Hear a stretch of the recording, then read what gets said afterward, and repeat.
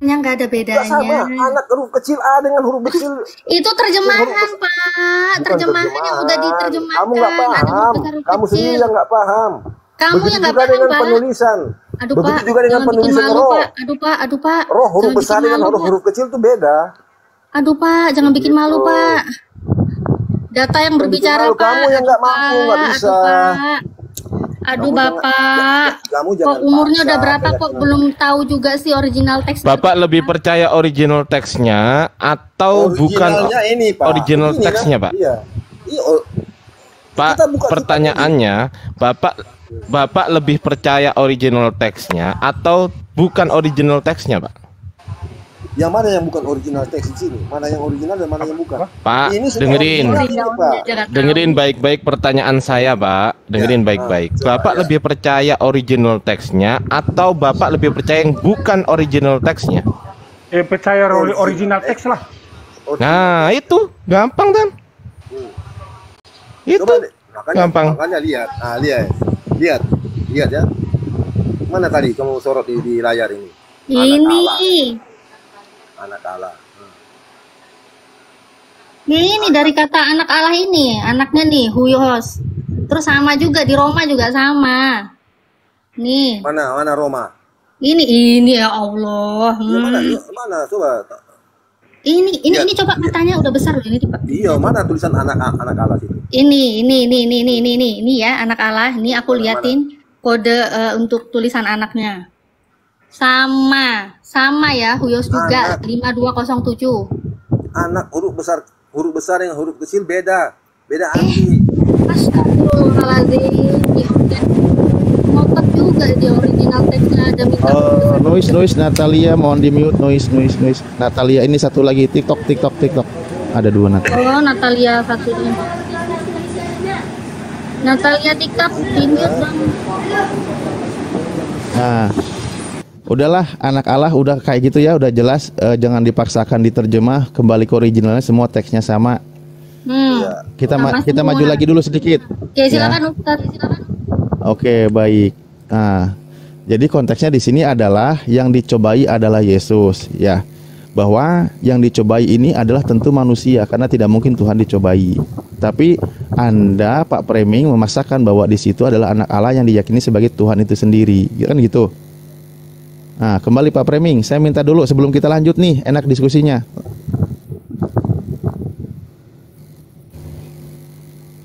Halo, atau Pak siapa tadi? Pak Stephen, kita maju. Ya, apa? Ya, oke, baik. Menurut Pak Stephen, saya ingin tahu dulu, yang dicobai di padang gurun itu manusia atau Tuhan? Yesus itu memiliki kemanusiaan dan kealahannya. Yang dicobai itu adalah kemanusiaan Yesus. Kemanusiaan Yesus. Saat itu dia tidak ada ilahinya kan? Yang ada hanya Yesus sebagai manusia kan gitu ya?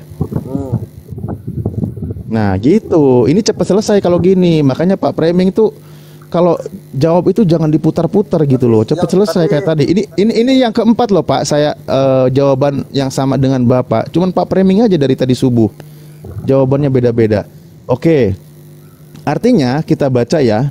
Maka Yesus dibawa oleh roh ke padang gurun untuk dicobai oleh iblis. Kemanusiaan Yesus dibawa oleh siapa? Roh ini Roh Kudus ya. Berarti kemanusiaan Yesus dibawa oleh Tuhan ke padang gurun untuk dicobai iblis. Kan gitu. Diuji imannya. Iya. Nah, dibawa oleh roh di sini benar ya? Roh di sini maksudnya dimananya sebagai Tuhan ya? Sebagai Roh Kudus ya? Iya. Nah, oke. Sekarang begini, Pak. Ada nggak sih Pak ayatnya kalau Tuhan itu mencobai? Tuhan mencobai.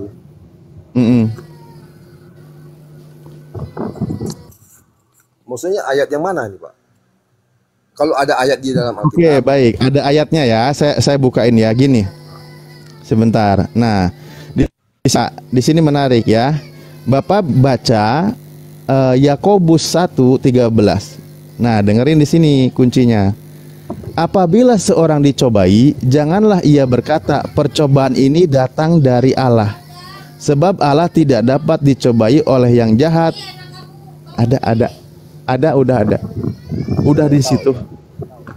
Oke. Sebab Allah tidak dapat dicobai oleh yang jahat dan ia sendiri tidak mencobai siapapun. Pertanyaan saya tadi, roh siapa yang mencobai? Karena di sini dikatakan Allah tidak mencobai siapapun. Ayo Pak. Tadi Anda katakan di sini adalah Roh Kudus membawa Yesus ke padang gurun untuk dicobai oleh iblis. Gini Ali. Anda yakini Roh Kudus itu adalah Tuhan. Sementara di kitab Anda di Yakobus 1 dikatakan dan ia sendiri tidak mencobai siapapun. Tuhan tidak mencobai siapapun. Betul. Nah, berarti tadi di sana itu adalah bukan Roh Kudus. Oke. Oh, jangan begitu kalimatnya, Ali. Jangan begitu kalimatnya. Gimana dong? Jangan di-framing. Itu namanya memframing. Loh. Ya udah, Bapak baca silakan. Yakobus 1:13. Ayo. Oke. Yakobus 1 ayat 13 ya. Ketahuan ini Pak dosen nggak pernah baca Bible-nya ini. Layarnya Ustadz Alif dibesarin aja Bun, layarnya Ustadz Alif. Lihat nih, Yakobus 1 ayat 15 dan ayat 15. 13. Oh 13. Apabila seorang dicobai, janganlah ia berkata, pencobaan ini datang daripada Allah. Paham? Nah tadi waktu Yesus dicobai, siapa yang cobai? Allah apa? Lah itu Roh Kudus katanya yang membawa ke padang gurun untuk dicobai iblis. Ayo, yang mencobai siapa? Dengar dulu Ali. Ini. Maka Yesus dibawa oleh Roh Kudus ke padang gurun untuk dicobai iblis. Iya, dengar dulu. Yang bawa Yesus adalah Roh. Tadi Anda bilang Roh Kudus. Ya, yang bawa Yesus adalah Roh. Yang mencobai Yesus siapa? Siapa Alif? Ya, ntar dulu, sebentar. Yang mencobai Yesus siapa Alif? Iblis. Nah, di dalam 1 Yohanes, di dalam Yakobus pasal 1 ayat 13 ini, sebab Allah tidak mencobai, ya. Allah tidak dapat dicobai, Pak. Kalau Allah tidak dapat dicobai, dengerin, Pak. Kalau Allah tidak dapat dicobai, berarti juga di sana bukan Allah, Pak. Bukan Tuhan yang dicobai, tapi manusia, Pak. Itu pertama. Kedua, Allah juga tidak mencobai. Kalau Allah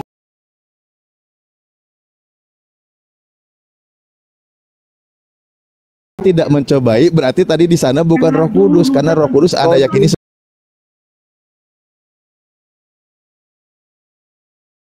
sebagai Allah, Pak. Jangan begitu logikanya gini. Ayo. Sebab Allah tidak dapat dicobai, ya dulu. Sebab Allah tidak dapat dicobai. Nah sekarang saya mau tanya kamu, Yesus tadi dapat nggak dicobai? Loh, dia lagi dicobai kok. Itu kan dicobai. Ayatnya itu. Pahami dulu kata dapat. Nah, tapi dia dicobai kan? Iya dicobai, tetapi tidak dapat. Iya itu dicobai, bukan perkara hasilnya, tetapi prosesnya dia dicobai. Hasilnya itu maksudnya. Kalau kamu masuk ke original teksnya, jangan salah. Kalau masuk kamu ke original teksnya Alif, itu hasilnya. Ini supaya kamu paham. Original teks mulu dari tadi ngomong tapi nggak bawa-bawa. Ini orang lucu.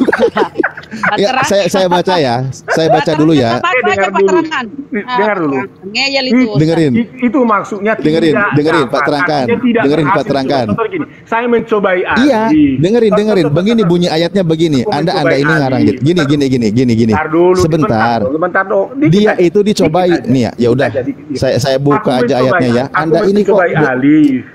Tetapi Alif tidak mampu saya cobai, tidak dapat. Loh, menang. Nah itulah Yesus juga disebut. Kalau di dalam Yakobus itu tidak dapat artinya tidak mampu dicobai. Yesusnya kebal dicobai, nggak kalah dia. Dicobai.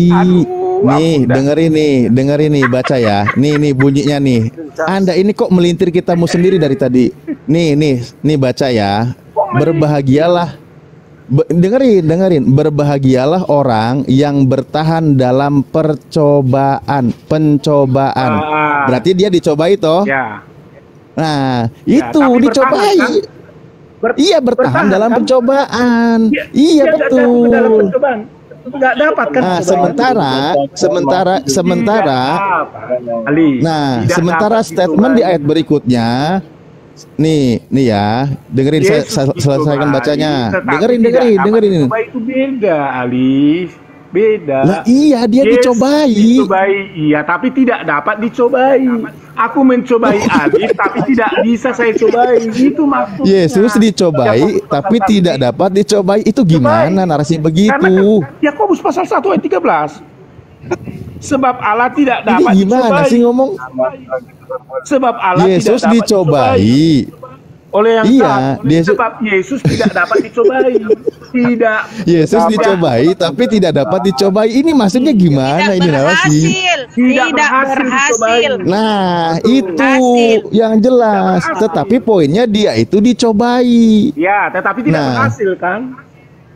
Kalau Nah, Adam iya, dan tapi dia dicobai. Kalau Adam dan Hawa dibohongi berhasil. Kalau Adam dan Hawa, kalau Adam dan Hawa dibohongin berhasil. Dengerin. Nah, Tapi kalau Yesus dicobai tidak berhasil. Gitu. iya, sementara nih ya, bunyinya di sini ya. Dengerin ya. Di nomor 13, apabila seorang dicobai, ya. Apabila seorang dicobai, contoh Yesus, ya, janganlah ia berkata pencobaan ini datang dari Allah. Berarti yang mencobai itu datang dari, jangan bilang percobaan itu datang dari Allah. Iya, karena yang mencobai Iya Yesus kan? bukan Allah, tetapi Loh, itu tadi Roh Kudus ngapain bawa untuk dicobai iblis? Membawa. Lah iya, dia yang bikin percobaan itu. Ayo. Bukan dia yang membawa percobaan. Ini ayatnya nih. Ayatnya nih ya. Nih, saya baca ya. Maka Yesus dibawa oleh Roh Kudus ke padang gurun untuk dicobai iblis. Yang membawa Yesus itu siapa? Yang membawa Roh Kudus. Tetapi yang mencobai, Enggak, sebentar. Tujuannya apa dia? Tujuannya apa? Jangan dulu ke tujuan. Loh, iya tujuannya dong. Yang membawa Yesus itu Roh Kudus. Terus ketika dia di padang gurun, siapa yang mencobai, Alif? Yang mencobai itu si iblis. Jadi bukan bukan Roh Kudus yang mencobai. Iya, tapi dia dengerin Pak Preming, dengerin. Tapi dia yang punya tujuan. Nih, kata Roh Kudus nih, "Hei Yesus, aku akan membawa kamu ke padang gurun agar kamu dicobai." Kan gitu. Bukan begitu kalimatnya. Lah ini maka Yesus dibawa oleh Roh Kudus ke padang gurun untuk dicobai iblis. Kalau Roh Kudus nih, dengerin ya. Kalau Roh Kudus tidak membawa Yesus ke padang gurun, dia tidak akan dicobai. Loh, ini bukan masalah dia dicobai atau tidak dicobai, tetapi yang harus kamu baca di literasinya bahwa yang bawa Yesus itu adalah Roh Kudus, tetapi yang mencobai itu adalah iblis, bukan Roh Kudus yang mencobai. Buku depan mata. Iya, yang gini, dengerin Pak Preming, dengerin. Yang menghendaki Yesus dicobai di sini siapa? Yang menghendaki Yesus dicobai? Yang menghendaki? Ayo. Yesus itu sendiri. Roh Kudus. Roh Kudus yang bawa. Lah iya, makanya dia bawa Yesus. Yesus dibawa oleh Roh Kudus ke padang gurun untuk dicobai iblis. Sehabis Yesus dibaptis di Sungai Yordan, dia penuh Roh Kudus, lalu Roh Kudus membawa dia ke padang gurun. Waktu dia di padang gurun, ngapain dia? Belum dicobai, Alif. Dia dulu berpuasa dulu pertama. Berpuasa dulu dia. Ini ayatnya. Loh, kalimatnya dong. Berpuasa dulu. Roh Kudus bawa dia berpuasa dulu. Setelah berpuasa, barulah dia datanglah si pencoba ini. Gitu loh. Jadi masa tenggangnya itu jangan langsung seperti kamu baca dalam Alkitab. Ada durasinya itu. Iya, betul, ada durasi. Nih kita ulang sekali lagi ya. Maka Yesus dibawa oleh Roh ke padang gurun untuk dicobai iblis. Nah, yang membawa ke padang gurun ini adalah roh. Tujuannya apa? Untuk dicobai iblis. Sukses atau tidak, kan gitu, diuji. Nah, Kalimat sementara original teksnya bukan begitu. Sok tahu bener loh, original dari tadi. Nah, mari kita ulangi di sini ya. Mari kita ulangi di sini. Di sini ada beberapa poin ya. Percaya kitab Al-Quran ini kitab orang ini. Nah, mari kita baca di Original sini. teksnya Oke? Ali, original teksnya. Dengerin original aku mandi dulu ya. sok bener bisa baca. Aku mandi dulu ya, aku mandi dulu ya. Ini kuncinya di sini, Pak Preming. Ya udah aku tungguin. Ya, nah mari kita lihat. Yesus sukses cobai iblis, tapi tidak sukses karena tidak ngikutin iblis, kan gitu di sana. Nah, sekarang kembali ke sini. Apabila cobai, janganlah ya percobaan itu datang dari Allah, oke? Sebab Allah tidak dapat dicobai oleh yang jahat. Nah, sementara tadi Yesus dicobai, sementara Allah tidak dapat dicobai. Maka di situ konteksnya Yesus bukan Allah, bener kan? Loh, gimana sih? Itu Allah tidak dapat dicobai, maksudnya itu bahwa kalau Yesus justru Allah, dia tidak dapat dicobai, tidak mampu, tidak berhasil. Nah, makanya dia bukan Allah, betul. Makanya dia bukan Allah. Karena dia Allah, konteksnya dalam Yakobus itulah karena Allah tidak dapat dicobai, Yang tidak jelas berhasil paling dicobai. sadis itu paling nggak masuk akal kalau ada Tuhan dicobai oleh iblis. Masa Tuhan dicobai oleh iblis? Tuhan macam apa itu? Itu ahli pengertiannya. Itu namanya Tuhan nggak bener. Tuhan kok dicobai sama iblis? Nggak bener. Basiar udah mulai menarik Ini narasi Tuhan nggak awal. bener. Mulai menarik narasi awal. Tuhan dicobai oleh iblis. Allah tidak berhasil dicobai. Masuk Nah, akal kalau nggak Yesus sih, adalah Ustaz? Allah, Semuanya lalu, orang di sini ya, dengarkan baik-baik ya. Allah adalah Yesus, Masuk akal nggak kalau lalu ada Tuhan dicobai oleh berarti iblis? Benar, Yesus itu itu Allah. dia. karena dia Masuk tidak akal berhasil nggak sih? dicobai. Masuk akal nggak sih kalau Tuhan dicobai oleh iblis? Masuk akal nggak tuh? Masuk akal aja, karena Allah kami ada. Kalau Allah kan nggak ada, jadi nggak Itu pernah mah Tuhan, dicobai. itu namanya Tuhan kopior. Tuhan kopior itu. Allah nggak ada, bagaimana bisa dicobai? Masa pencipta dicobai oleh ciptaannya? Ada kebalik-balik akalmu, bro. Masa Kebalik-balik. penciptaannya ada, yang Pindahin mencipta tuh nggak akal ada. di dengkul. Pindahin dulu akal di dengkul baru ngomong. Penciptaannya ada, tapi penciptanya nggak ada. Gimana itu? ceritanya?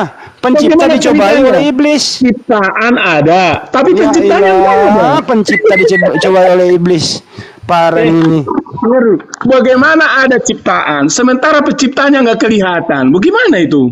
Daripada kelihatan punya anus, Tuhan mau punya anus bagaimana? Masih mending punya anus daripada nggak ada. Tuhan punya anus. Aduh, Tuhan punya anus. Angin jin berarti nggak ada. Ciptaan ada, Tuhan punya tapi anus. penciptanya nggak ada, nggak nongol-nongol. Mau berfirman aja ke Muhammad pakai malaikat. Tuhan punya anus. Bagaimana Itu bisa malaikat anus bicara itu. kepada Muhammad? Itu Allahnya anus nggak Tuhan nongol. juga ya? Preming itu anus Tuhan juga ya? Bagaimana ciptaannya ada, tapi penciptanya nggak kelihatan. Anusnya Yesus itu, Preming, anusnya Yesus itu, Tuhan juga ya? Gimana logikanya Allah? Jawab dulu Preming, lu jawab dulu pertanyaan saya, Itu anusnya Yesus itu Tuhan juga ya? Ciptaannya ada, tapi Nggak, penciptanya itu anusnya Yesus termasuk Tuhan atau bukan? logikanya di mana Itu sendiri? anusnya Yesus termasuk Ciptaan Tuhan atau langit dan bukan? bumi ada, tapi penciptanya enggak Itu ada. anusnya Yesus termasuk Tuhan atau bukan? Dia nggak mau jawab ini. Gimana Dia nggak bakal denger ngomong terus dia. Malaikat segala Alam bercelakanya lah kalau Tuhan punya anus. Karena anus itu fungsinya untuk mengeluarkan kotoran. Artinya Tuhanmu juga punya kotoran. Langit dan bumi sendiri. Hai, kota Taromano coy. Menciptakan ciptaannya ada. Preming itu Tapi anusnya penciptanya Yesus nggak itu kelihatan. Tuhan atau bukan? Bagaimana bisa disebut pencipta? Hop. Tapi penciptanya Itu anusnya Yesus itu termasuk Tuhan atau bukan? Kalau bisa diskusi ini, mending saja dibuang ke laut. Kalau bisa diskusi dia. Inilah risikonya kalau menuhankan anak orang. Anak orang ini bertumbuh besar dari kecil sampai dewasa. Dia seorang laki-laki, manusia normal. Dituhankan dia terus ditumbalkan. Dituhankan, ditumbalkan. Bagaimana kau ini? Kau kena framing ini, kau nggak rasa dirimu kena framing, gitu loh. Tapi Allahnya nggak kelihatan. Ya udah, Esti turunin aja orang begini ngomong terus. Nggak bisa diskusi dia. Allah menciptakan. Kagak bisa diskusi dia, Esti dia hanya menghujat, mending diturunin. Sudah diturunkan. Nggak mau dia diskusi baik-baik. Kalau orang kayak gitu ngapain? Nggak mau diskusi baik-baik. Tuhan itu katanya punya anus, gitu loh. Makanya saya tanya, anusnya Yesus Tuhan atau bukan? Nggak jawab dia, muter-muter gitu. Dia maunya itu Tuhan pernah ada kelihatan, gitu loh, yang dibawa oleh iblis. Saya cuma nanya sederhana doang kok. Akhirnya kan begini jadinya gitu loh. Makanya jangan Tuhanin anak orang, nggak bener itu. Ya, nggak benar itu menuhankan anak manusia. Yesus itu bukan Tuhan. Yesus hanya Bunda Maria, utusan Tuhan. Memframing aja, katanya Allah Subhanahu Wa Taala itu nggak ada karena nggak kelihatan. Nah terus Yesus berkata, Yohanes 5:37, suaranya pun tidak bisa kau dengar, rupanya pun tidak bisa kau lihat. Yesus ngomong, berarti Tuhan itu di surga tidak bisa dilihat, tidak bisa didengar suaranya. Tapi celakanya adalah terdengar suara dari atas, inilah anakku yang kukasihi. Waktu Yesus dibaptis, ini yang benar yang mana ini? Yesus ngomong suaranya tidak bisa didengar, tapi ada suara Bapa dari surga terdengar oleh penulis waktu Yesus dibaptis. Ini yang benar yang mana ini kira-kira nih? Ayo Oten naik yang diskusi, kira-kira yang bisa gantian bicara. Yuk, Anda bertanya, kita jawab. Sebaliknya begitu, jangan ngomong terus, nggak nyambung jadinya gitu. Inilah kalau konsep Tuhan itu bisa dilihat. Ini Stephen ini Kristen ya? Stephen Kristen ya? Ya, Kristen. Ya. Coba disenggol dulu Stephennya itu. Mudah-mudahan dia bisa ngerti bahasa Indonesia. Ya, Coba disenggol dulu. Apa pertanyaan? Kenapa Stephen? Apa masalah apa maksudnya? Pertanyaan apa? Kecil suaranya nih.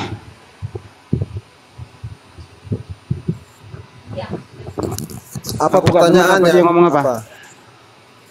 Apa pertanyaannya? Itu anusnya Yesus Tuhan atau bukan? Loh, Tuhan itu nggak kelihatan.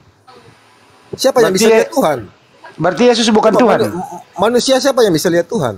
Berarti Yesus bukan Tuhan. Yesus itu Allah itu sendiri yang tidak kelihatan.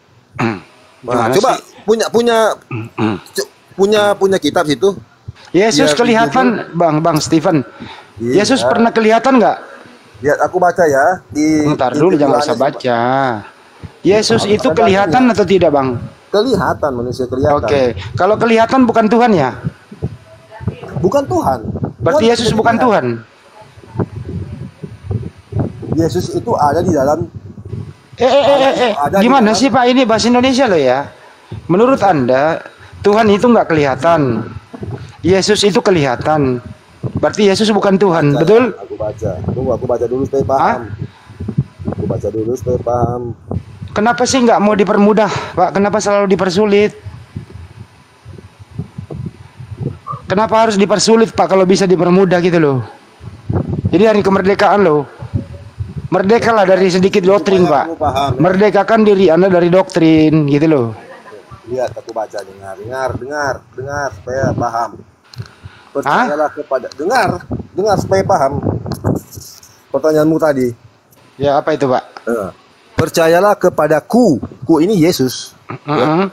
Percayalah kepadaku bahwa aku di dalam Bapa dan Bapa di dalam aku. Okay. Atau setidak-tidaknya percayalah karena pekerjaan itu sendiri. Pekerjaan Yesus Pak sudah tahu segala macam. Ya udah Pak, sebentar Pak. Ya. Aku di dalam Bapa, Bapa di dalam aku, betul? Ya. Jadi ada Bapa di dalam Yesus. Ya, yang roh itu Oke, yang tidak baik. kelihatan. Oke, baik. Mana lebih besar Bapa daripada Yesus?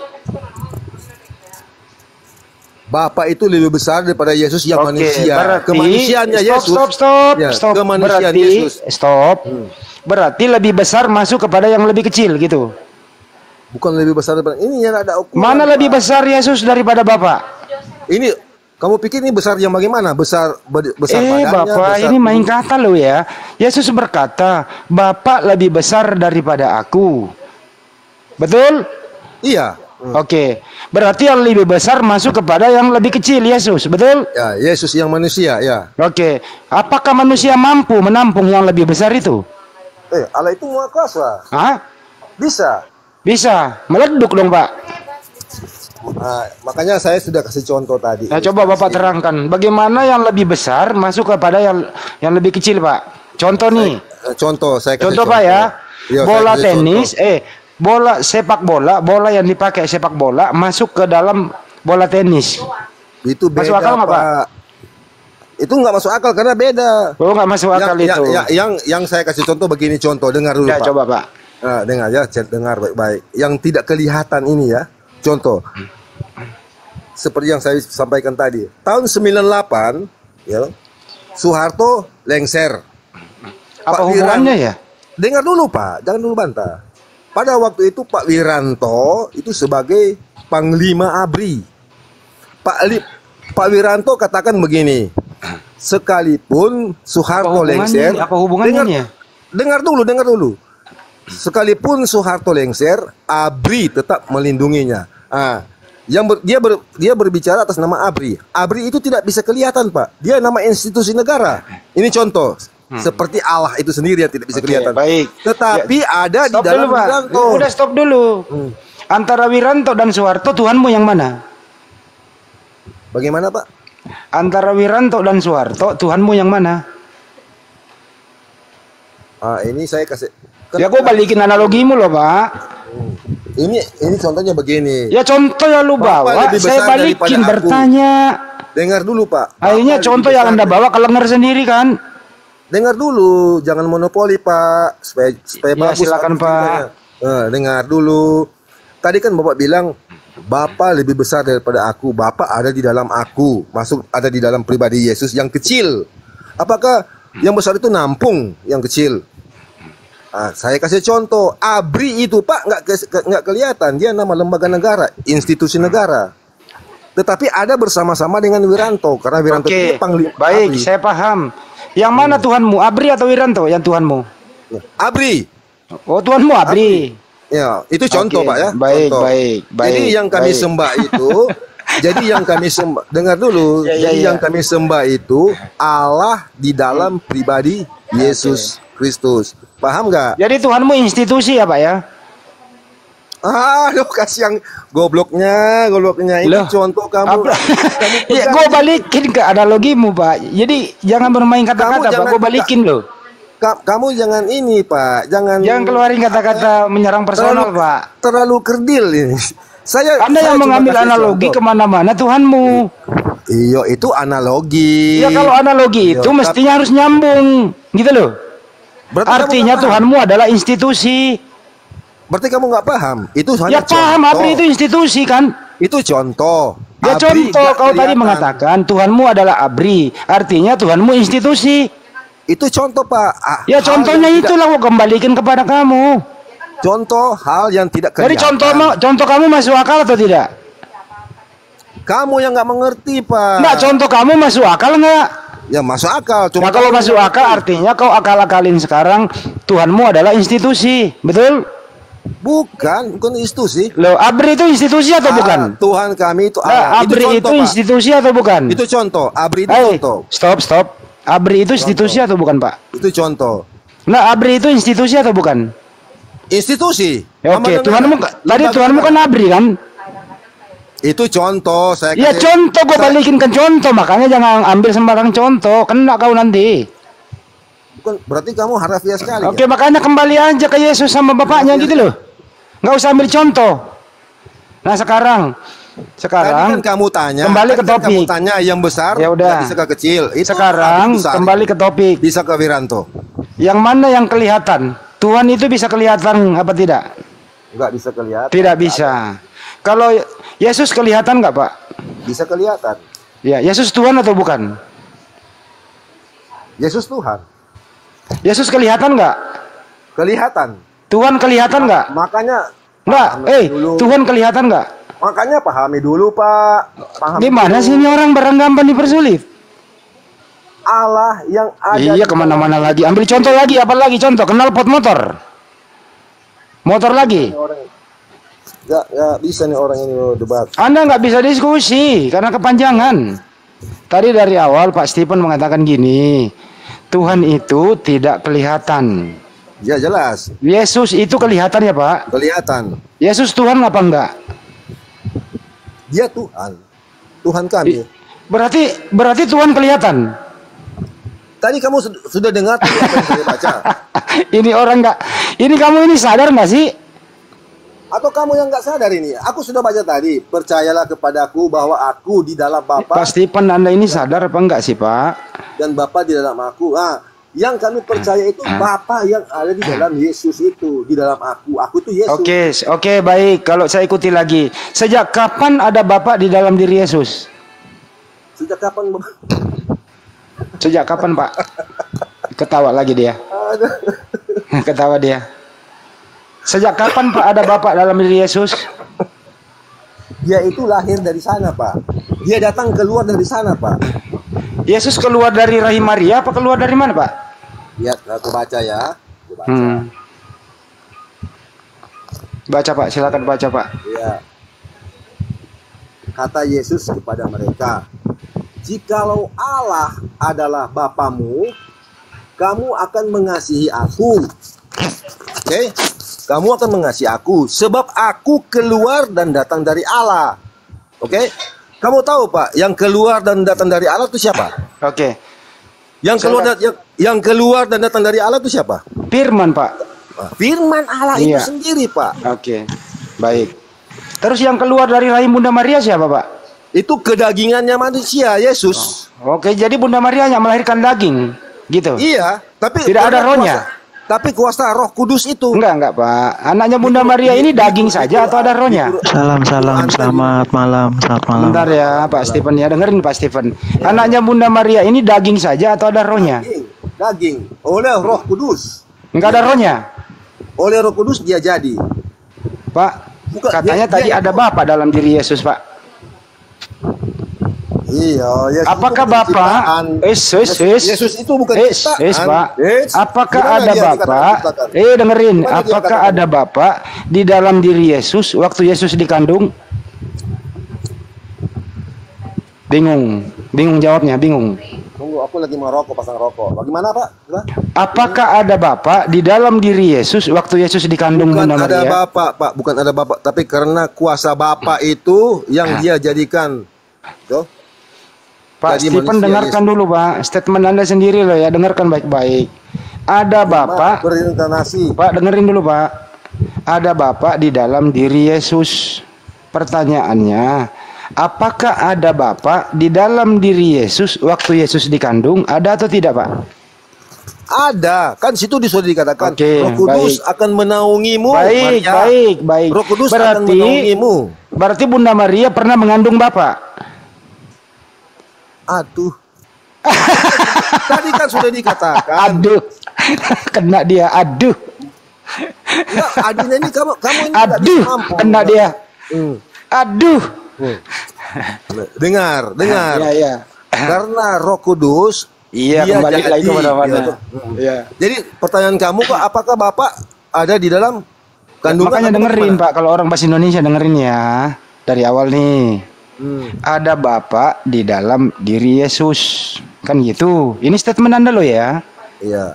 Apakah ada Bapak di dalam diri Yesus waktu Yesus dikandung? Ada atau tidak Pak? Bukan ada di dalam diri. Ada. Tapi Apa? karena Stop Roh dulu. Kudus Kalau ada, menaungi, dengarkan iya, dulu. ada. Dengarkan dulu. Apakah Bunda Maria pernah mengandung Bapak? Tidak. Yang dia kandung itu adalah kemanusiaannya Yesus. Ih, kemana-mana lagi. Apakah ada Bapak dengerin Pak? Apakah ada Bapak di dalam diri Yesus waktu Yesus dikandung Bunda Maria? Ada atau tidak? Tunggu, saya mau cari dulu. Tunggu Kenapa? ya. Tunggu, mikir. Bukan mikir, saya cari kitab ini supaya semua harus ada dalilnya. Bapak tinggal ngomong iya karena Bapak sudah ngomong tadi bahwa ada Bapak di dalam diri Yesus. Nanti kalau aku bilang Roh Kudus menaungi Maria. Saya nggak bilang menanggungi, Pak. Berdasarkan data yang pasti penbawa, ada Bapak di dalam diri Yesus. Betul, Pak? Iya, dia jadi Betul. karena Bapak Oke, itu Roh betul. Kudus sendiri. Betul. Diam dulu. Apakah ada Bapak di dalam diri Yesus waktu Bunda Maria mengandung Yesus? Jawaban Anda, ada Bapak di dalam diri Yesus waktu Yesus dikandung. Pertanyaan selanjutnya, apakah Bunda Maria pernah mengandung Bapak? Silakan dijawab. Tidak. Bingung kan? Karena nggak masuk akal ini. Bukannya masuk akal, kamu yang nggak menerima. Iya, tinggal Bapak ngomong dulu. Jawab aja dulu. Gimana mau nerima, ngasih aja belum, Pak? Bro Andi, apa kabar bro? Bro Andi. Yang baik, bentar dulu Bang ya. Diselesaikan sama Stephen ini. Bapak di dalam aku di dalam Bapak. Sejak semula ada Bapak di dalam diri Yesus. Yesus sudah hadir di muka bumi, dilahirkan oleh Bunda Maria, tentu berproses di dalam kandungan 9 bulan. Pak Stephen mengatakan bahwa ada Bapak di dalam diri Yesus waktu Yesus dikandung. Setelah saya tanya, apakah Bunda Maria pernah mengandung Bapak? Keder dia, maju kena mundur kena gitu loh. Mestinya Bapak Pak Stephen ngomong ada sesuai statement awal Anda itu loh. Ketawa dia. Ketawa dia kemakan datanya sendiri. Enggak lucu kamu yang tanya, kamu jawab sendiri. Ya sekarang apakah ada Bapak di dalam diri Yesus waktu Yesus dikandung?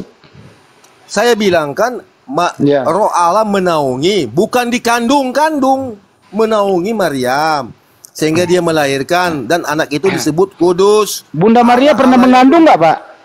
Mengandung. Oke, anaknya Bunda Maria siapa? Yesus. Yang dikandung Bunda Maria siapa, Pak? Yesus. Iya. Ada Bapak nggak di dalam diri Yesus waktu dikandung? Karena bukan ada Bapak, karena kuasa Allah Bapak itu. Berarti pernyataan awal Anda mengatakan ada Bapak di dalam diri Yesus kapan terjadi itu? Ini dulu, kayak baca pertanyaannya. Statement awal Anda mengatakan ada Bapak di dalam diri Yesus itu kapan terjadi itu? Orang otak pendek pertanyaannya gini nih. Kapan terjadi itu, Pak? Ini saya perkuat statement Anda loh. Bingung kan? Bingung. Makanya yang lebih besar itu nggak mungkin masuk kepada yang lebih kecil. Bola voli nggak mungkin masuk dalam bola tenis. Salah contoh gitu.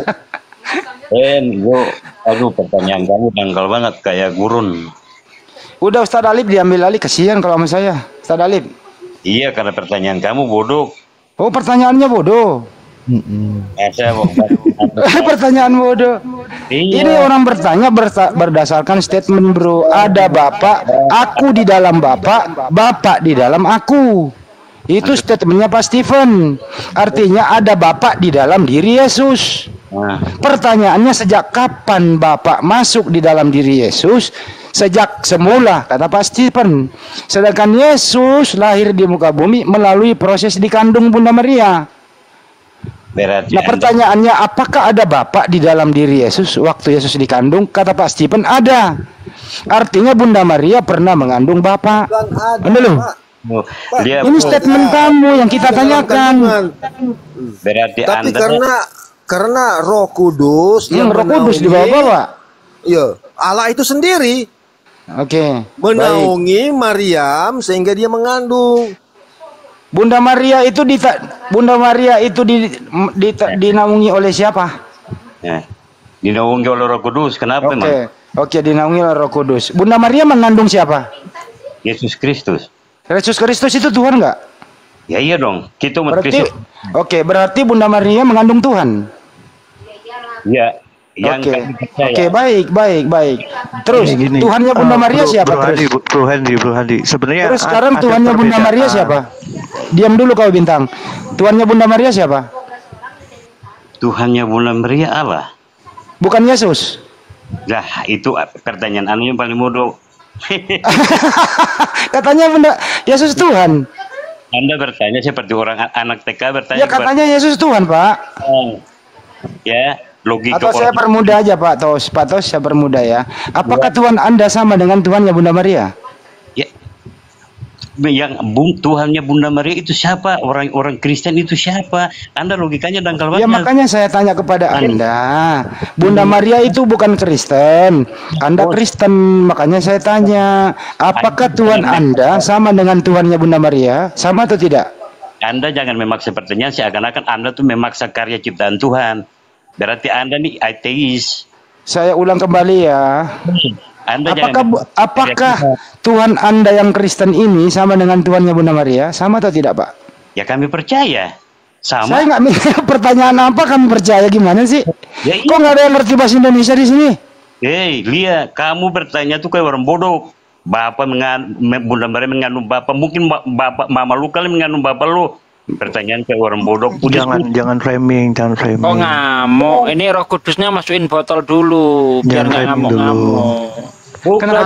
Santai. Bro Tos, sabar Bro Tos. Kalau nggak bisa diskusi di bawah saja kalau ngamuk-ngamuk.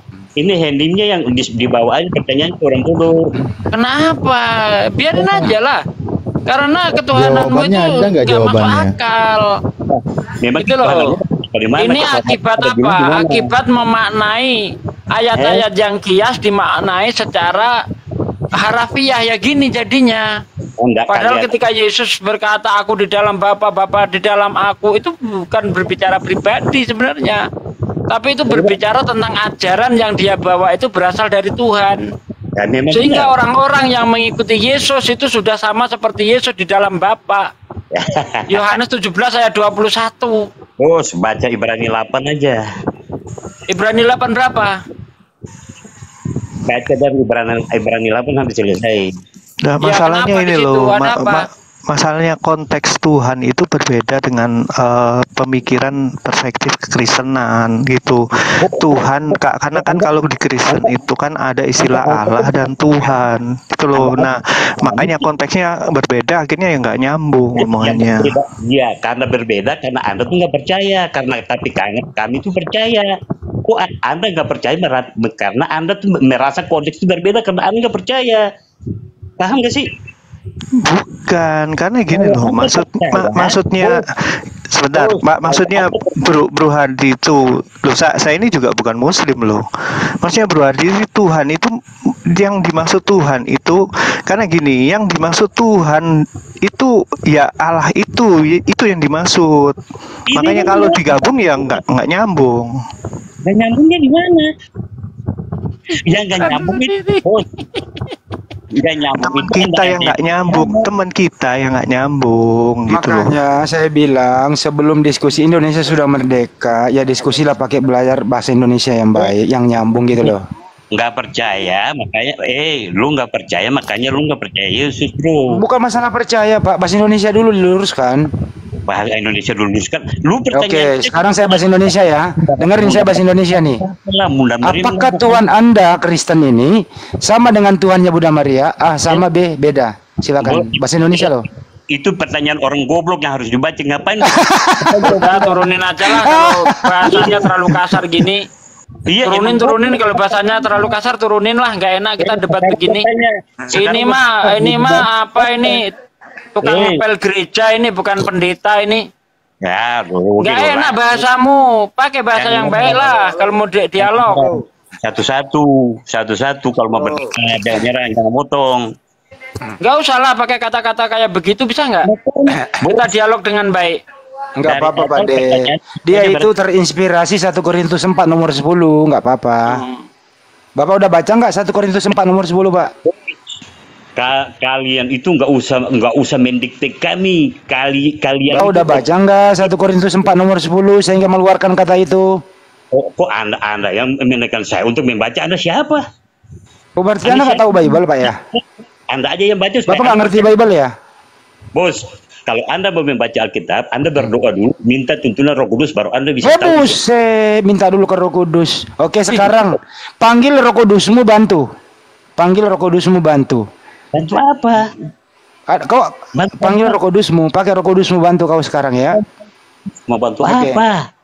Suruh bantu kau menjawab supaya kau pinter. Suruh bantu kamu untuk menghadapi kami. Bantu, dia Anda itu adalah orang-orang Farisi, itu Anda itu paham? Bapak ada ngeromet doang. Di dalam Alkitab itu Anda itu orang Farisi, paham nggak? Udah, ini ganggu aja debatnya. Kita harus rendah hati, kita harus merendahkan Kayaknya seperti begitu. Betul Pak Stephen, Anda betul itu. Ini debat belum apa-apa udah ngarahin kata orang goblok, orang bodoh. Padahal kalau saya tantang debat buka open cam, berani enggak kamu? Mana yang lebih jago Alkitab, Anda atau saya? Gimana open cam kita? Tanpa buka Bible tapi harus bisa mengutip ayat-ayat Bible, sanggup enggak? Anda boleh minta bantuan Roh Kudus deh. Anda berdebat, sekarang gue tanya, Al-Quran lu mampu jawab nggak? Open cam dulu kalau nantang saya, berani? Lu jangan sok baca ayat. Oh iya, saya memang paling jago di antara semua orang Kristen. Saya paling jago, hafalan Alkitab saya melebihi dari pendeta manapun. Ayo berani open cam debat dengan saya. Ayo. Lu di mana? Ngapain lu nanya saya di mana? Bukan masalah. Ini kita mau adu ilmu. Katanya Anda jago. Ya masalah Alkitab. Gimana kalau kita open cam? Lanjut. Open cam lu di mana? Jakarta lu di mana? Lalu di mana lu? Lu di mana lu? Wah, kenapa jadi sih? Iya. Kenapa nanya tempat saya? Saya hanya ingin mengetes ke ilmu Anda. Kalau Anda memang jago Alkitab, ayo kita debat. Open cam tanpa buka Alkitab, tapi harus bisa menunjukkan ayat Alkitab. Sebentar ya Pak De, turunin saja orang yang tidak merdeka. Ini hari kemerdekaan kok nggak merdeka sih. Udah Mbak blokir, turunin aja, ini orang nggak ngerti apa-apa nih, turunin. Nggak punya ilmu. Mengeluarkan kata-kata tidak pantas dalam diskusi. Itu namanya baik itu. Nggak baik. Nggak bagus seperti itu. Turunin, nggak ada gunanya dia, nggak sampah ini, turunin. Siap, sudah.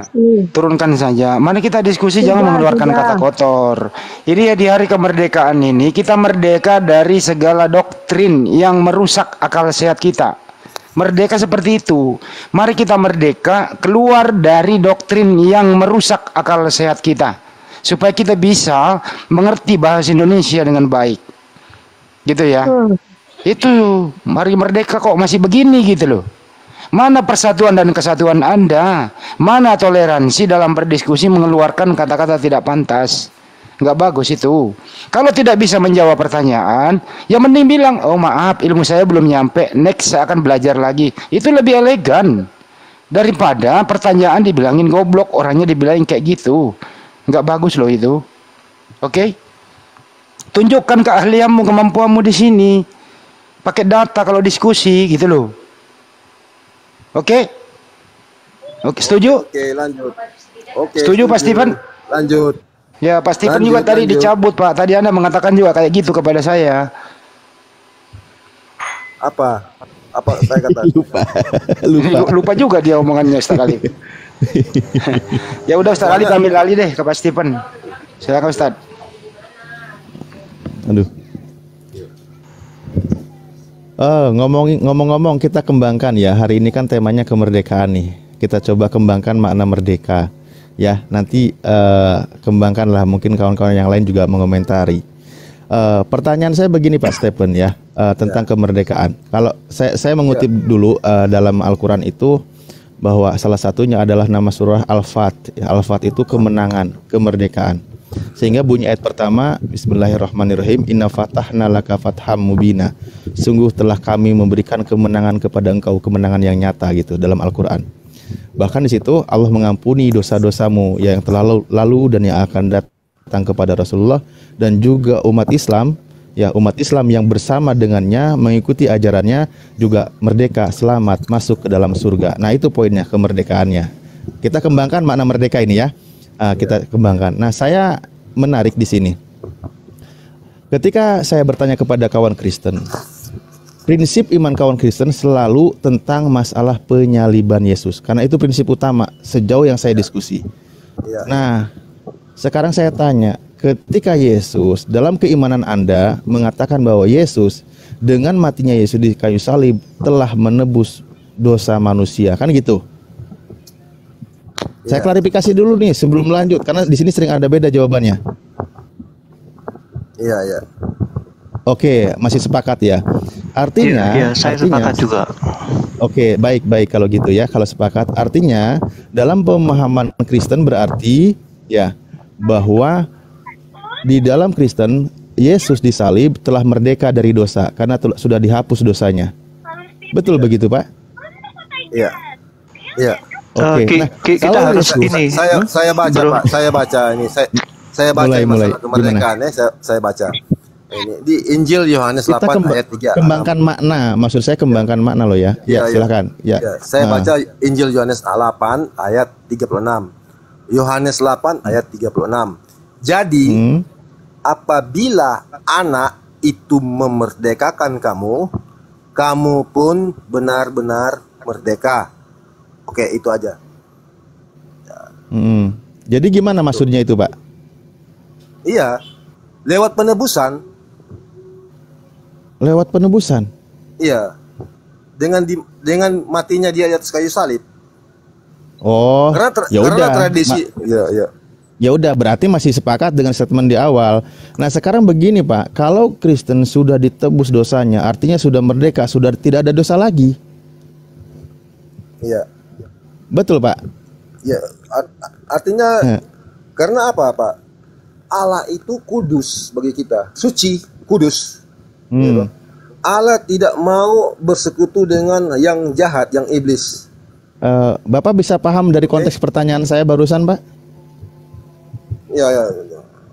Iya. Saya mau lanjut. Kalau Kristen sudah merdeka dari dosa karena sudah ditebus dosanya oleh Yesus di kayu salib, maka sekarang Kristen sudah tidak ada dosa lagi, sudah merdeka. Gini Pak, maksud dosa ya, jadi gini, maksud dosa yang ditebus oleh Yesus itu bukan gini, ada dua makna dosa. Yang pertama itu adalah dosa asal atau kutuk dosa yang dari Adam. Yang kedua adalah dosa perbuatan. Yang dihapus oleh Yesus itu adalah dosa atau kutuk dosa yang dari Adam.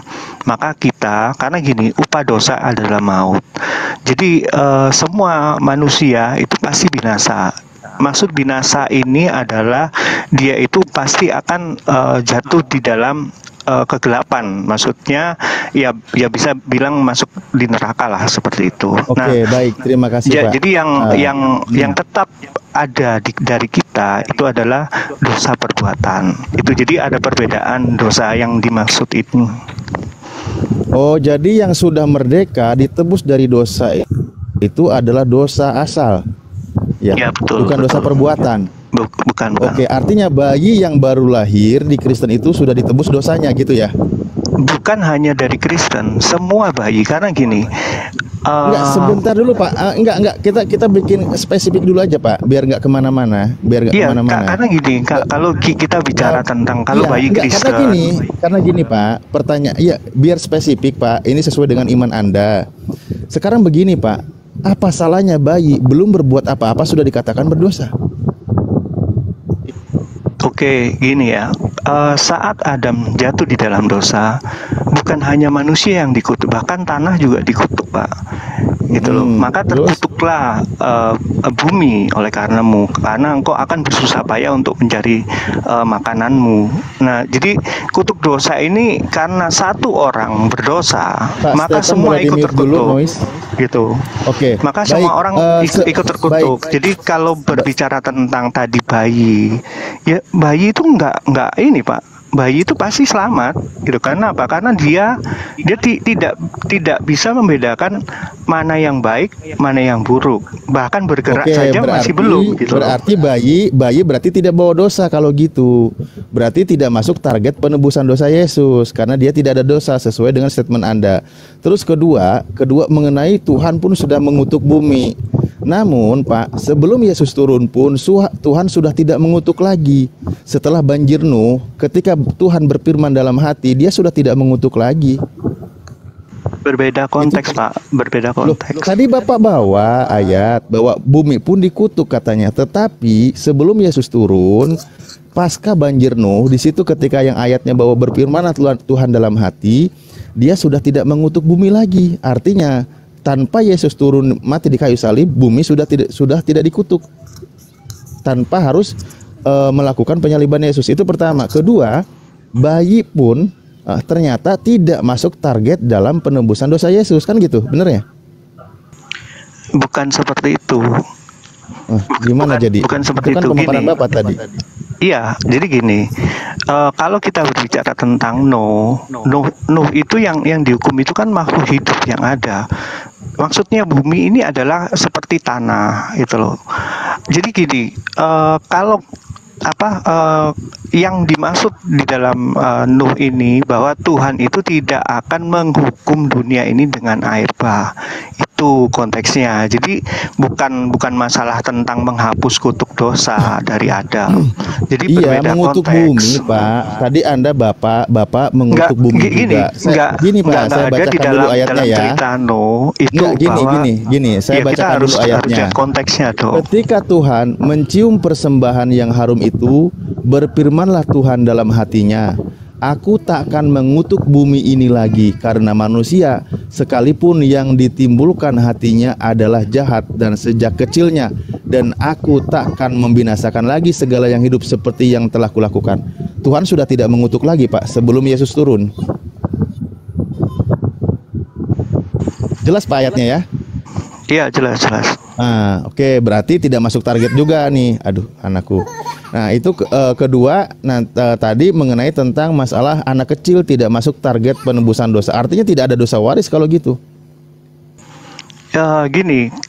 Kalau tentang anak ya, seorang bayi sebelum penebusan dari Yesua itu saya kurang tahu. Tetapi setelah penebusan daripada Yesua itu kita sudah ditebus dari kutuk dosa itu tadi dari Adam. Itu. Sekitar Talib. Ya, lanjut. Ya, aku ada kutuk dosa itu apa aja sih, Bang?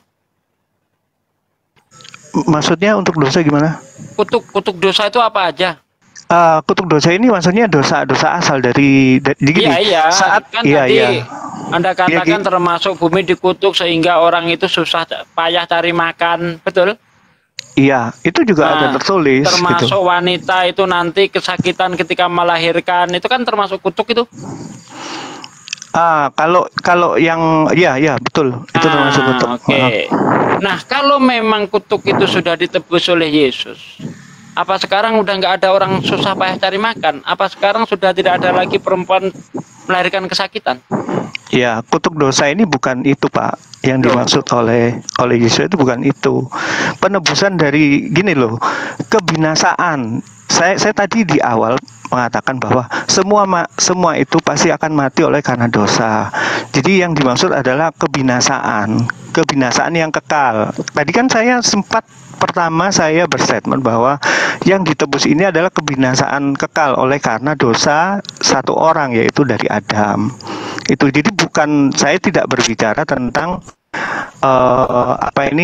tentang bahwa wanita itu mau lahir berarti kesakitan atau bentar. Berarti sebelum Yesus itu disalib ya kan untuk menebus dosa manusia, nggak ada orang masuk surga. Belum ada yang masuk surga. Elia dan Henok? Semua ada di alam maut. Itu Elia dan Henok naik ke surga loh. Alam maut. Loh, beda dari mana? Pak. Anda katakan tadi sebelum sebelum Yesus dikutuk tidak ada orang ke surga. Tapi faktanya Henok dan Elia masuk surga. Oke, sekarang saya tanya. Elia sama Henok itu mati nggak? Nggak mati dia. Justru itu dia itu berarti iya, saya kan bilang terlepas dari baik mati secara saya kan bilang soal maupun kematian. mati secara rohani. Saya kan soal kematian. Iya, mati orang di yang sini mati. kamu memahami mati apa? Semua rohani maupun jasmani. Nah, tetapi Henok dan Elia kan tidak mati, Pak. Kalau Yesus disalib untuk menghapus kutuk dosa, artinya nggak ada orang mati lagi secara jasmani dong. Kan Anda bilang jasmani dan rohani. Seharusnya secara jasmani dia tidak mati, secara rohani tidak masuk tidak masuk neraka, kan begitu? Gini, yang masuk neraka itu tubuh atau roh kita? Ya lengkap menurut lah. Anda? Lengkap dengan jasad-jasadnya, ya. Lengkap. Itu kan saat waktu akhir zaman dibangkitkan semua. Lalu yang masuk surga dia akan menerima hidup kekal yang tidak masuk dalam buku kehidupan, dia akan dilempar ke api. Nah, atau itulah yang maksudnya mati kekal. Kan ya. Yang masuk neraka itu mati kekal. Nah, Anda tadi mengatakan Yesus itu mengutuk Yesus nggak ada melepaskan kutuk. Ya, melepaskan kutuk. Ya. Melepaskan kutuk dari kematian baik jasmani maupun rohani. Nah, ini di sini justru jadi pertanyaan, ketika Yesus sudah disalib, apakah sudah tidak ada orang mati? Apakah sudah tidak ada orang yang masuk neraka? Sorry kalau saya berbicara salah ya. Yang dimaksud penebusan atau kutuk dosa ini kan dari hal gini, manusia itu pasti mati. Matinya di sini ini bukan hanya mati rohani, tetapi juga jasmani, karena manusia pasti mati. Tetapi yang dimaksud di sini adalah kematian yang kekal. Itu. Ya, masuk neraka maksudnya kan? Ya. Nah, masuk neraka. Nah, setelah Yesus itu disalib, nggak ada lagi orang masuk neraka. Maksudnya nggak ada lagi orang masuk neraka, yaitu ya, nanti saat pengadilan nanti, Pak. Manusia supaya tidak masuk neraka, gitu kan? Ya, kita saat kita ditebus, kita itu memiliki kemerdekaan. Ibaratnya ini kita telah dimerdekakan dari belenggu dosa. Maksudnya dosa kutuk itu tadi. Tetapi dalam kehidupan kita masih bisa berbuat dosa. Kan tadi saya bilang ada yang kutuk dosa, ada yang perbuatan dosa. Iya, kita fokus kepada kutuk dosa ini apa? Ya, boleh. Anda bilang itu kematian kekal. Padahal kalau saya lihat akibat dosa itu, kutuknya adalah wanita itu birahi, dia akan kesakitan melahirkan, itu akibat, Pak. Iya, itu akibat dari pelanggaran itu tadi. Iya, akibat melakukan perbuatan itu. Iya. Ya, nah sekarang yang mau diselesaikan Yesus ini yang mana? Akibatnya atau dosanya? Gini. Memang ini agak sulit untuk dijelaskan, tapi coba saya mencoba untuk menjelaskan ya, Pak. Ya, semoga saja mengerti. Jadi saat Adam itu diciptakan, dia itu segambar dan serupa dengan Allah. Jadi tapi jangan dianggap harafiah lalu Allah itu seperti itu, bukan. Tetapi dia memiliki kemuliaan Allah. Nah, saat saat manusia jatuh di dalam dosa, dia kehilangan kemuliaan itu. Karena itu manusia tidak bisa menghampiri Tuhan secara langsung. Seperti contohnya gini, hanya orang-orang pilihan Tuhanlah yang bisa berhubungan dengan Tuhan. Tetapi yang lainnya harus seperti kayak bangsa Israel. Bangsa Israel mereka tidak bisa langsung menghampiri Tuhan di dalam hadiratnya, di dalam sekhinanya, tetapi harus melalui imam dan imam besar. Seperti sekarang itu. Orang Kristen bisa menghampiri Tuhan semuanya. Ya, karena Tuhan Yesus sudah memberikan kemerdekaan kita, dia sudah memperdamaikan kita dengan Allah itu. Jadi Anda mau mengatakan bahwa ketika Yesus datang ke dunia itu sebagai Tuhan gitu? Nah, ini yang tadi mau saya katakan. Ya, sebentar, Pak. Supaya manusia itu bisa berhubungan dengan Tuhan, ya kan? Tuhan ini harus menjelma menjadi manusia supaya bisa berinteraksi dengan Tuhan, kan begitu maksudnya?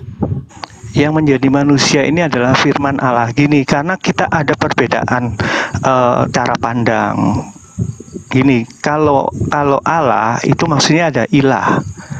Tapi kalau Tuhan itu adalah penguasa. Jadi Bro, kalau ini kebalik-balik, Bro. Allah itu bukan ilah. Ilah itu Tuhan. Nah, makanya saya bilang kita punya perbedaan. Nah, ya itu tadi kita punya perbedaan pandangan.